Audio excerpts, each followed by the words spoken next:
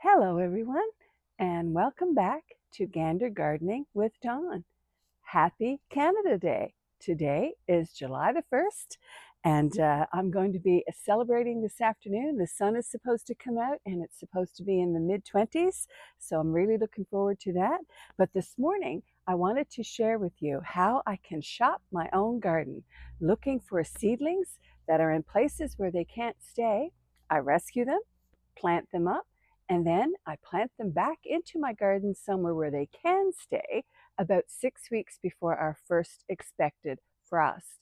So if that's something that you're interested in, getting lots of plants from your own garden for very little effort and practically no cost whatsoever, check it out. In the front of this flower bed, underneath this Therese Bugnet rose and some Mount Everest allium, and right in front of these two very large white foxgloves, there is a patch of pink Nancy. It's a lamium, and it's right here next to some bunny tail grass. And this is fantastic to have in the front of a border. It really brightens things up. And so I go looking to see where there may be some seedlings around that I can rescue from the lawn or from the front of a bed where they shouldn't be. And the best time to do this by far is after some rain. Forgive me for the unsteadiness of the camera, but you just need to get in under the roots a little bit. Oops, here we go. So you can see hopefully what I'm doing. And these are not delicate plants, so you just need to pull one out, as you see. There we go. And pull the grass away and pot it up. And then the grass that I'll pull away, I'll put back in the hole so that it can not leave a hole in the lawn. So here is the lamium white or red Nancy seedling with fantastic roots attached. And in the next few minutes, I'll make sure to pot it up.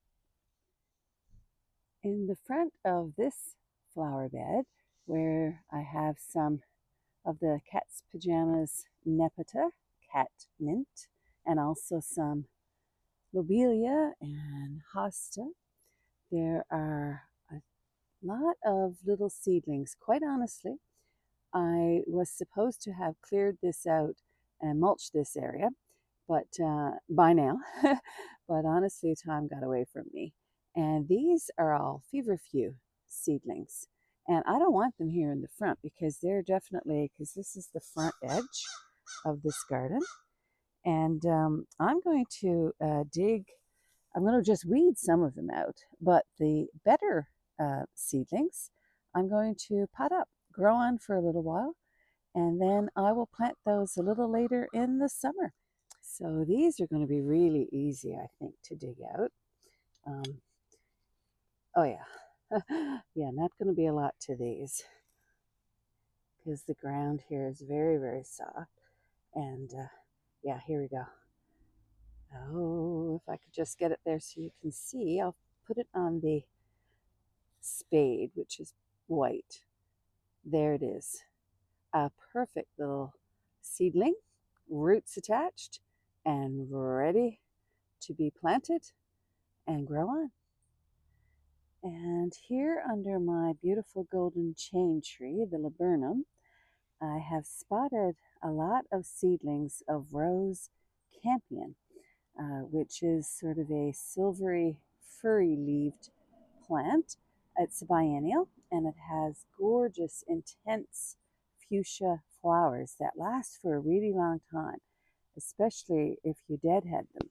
Well, right here you can see that there are two really close together. And what I'm going to do is I'm going to remove the one in the back that is right next to this very large foxglove at the moment. So wish me luck. So I'm going to try to dig out this one that's in the back. Look, the ground's really soft here. It's been raining all morning. Oh, wow, this one was so easy to get. Just look at that. Oh, let me move it down. Yeah, there's the root ball attached and a great little seedling. And that one will be planted up. So here I am in my laundry room, which doubles as my seed starting station. I have a waterproof 10 by 20 tray that has about 2 centimeters of water in it, a little less than an inch. I have some small 2 by 2, 7 centimeter square pots, and I have also a bunch of little seedlings that I rescued from the edges of several borders, and also some from my lawn. And so I'm going to show you how I pot those up. I use Promix, that's my favorite soil. So I just take one of the little pots. These are all recycled, some of them I've taped, and I fill it up with the potting soil very loosely, so it doesn't compress the roots too much, and probably about 2/3 to 3/4 of the way full, because it won't be, the seedlings are all very small. I'm not sure if you can see that because the dark soil in the dark pot doesn't show up very well. And then I'm going to pick a seedling, and here we have a nice little, here we go. Here's a nice little foxglove seedling, and I hold them by the leaves the same as you would do if you were pricking them out had you started them from seed yourself. So then I just make a little dent and put that in there, and then very carefully I hold it in the center by the leaves and gradually fill around it. There we go, with the potting soil to support it. I tried my best to make sure there aren't any weeds or grass or anything like that. Try to make sure that it's just the roots of the plant. Usually you can tell because the root ball of the plant that you're trying to save will be a little bit different in the way it looks than other roots that may be mixed among there. Now these foxgloves, they are self-seeded, so I don't know for sure what color they will be, but in my garden I have mostly peach and pink and white foxgloves, so the chances are that it will be one of those. But all foxgloves are beautiful, so it really doesn't matter. And I like to tap on the sides and on the bottom to settle, and there you go.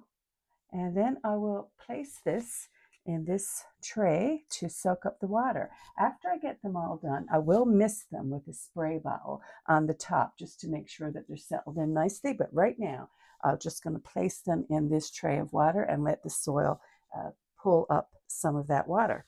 So let's do another one. Same thing.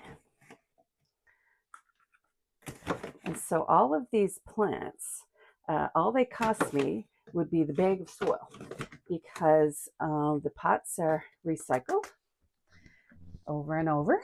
And the plants, obviously, they're just out in my lawn or in the flower beds. So here we have a feverfew. And the same thing, just place it very gently.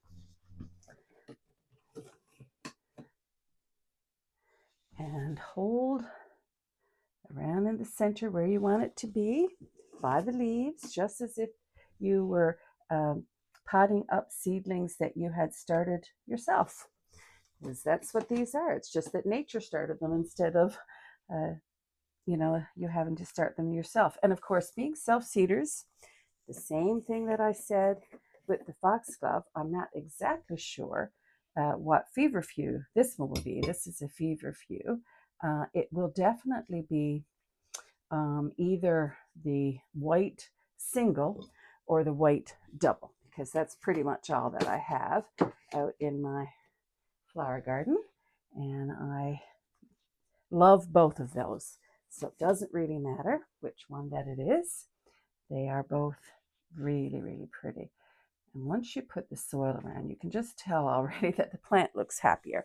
And it isn't competing now with the grass or the other flowers. Now it's got this little room, this little pot all to itself. And so yeah, these little plants, they just hit the lottery because they've been rescued and they're going to do just great. Alrighty, I'll do one more.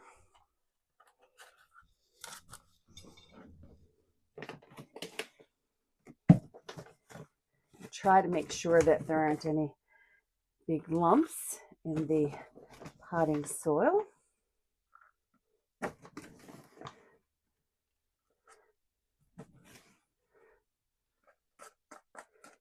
If there are, I break them up. Here we go.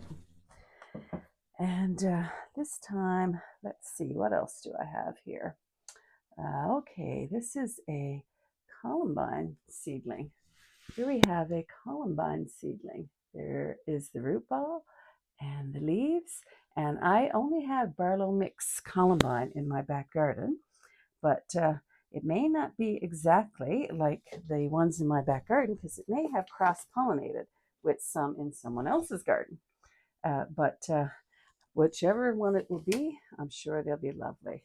Chances are these were right around some Barlow Mix columbines that I started from seed a few years ago. So if I was a betting girl, I would say that that's what this is going to be. And exactly the same way.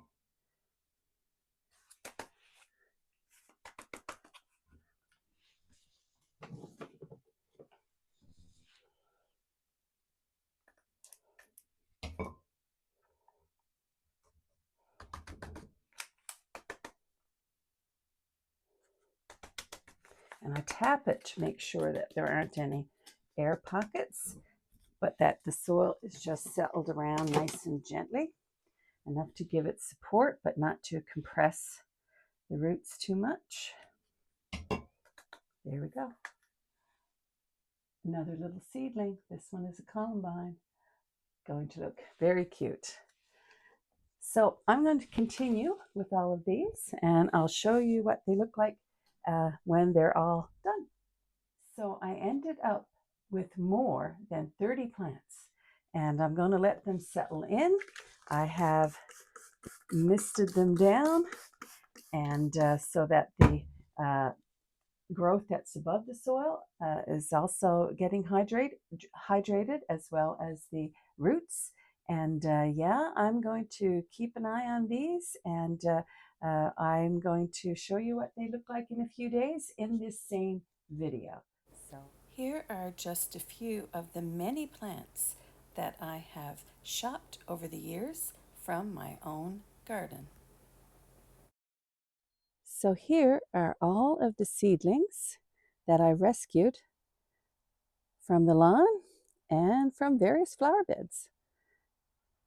They've been planted up now for 3 days and they look fantastic.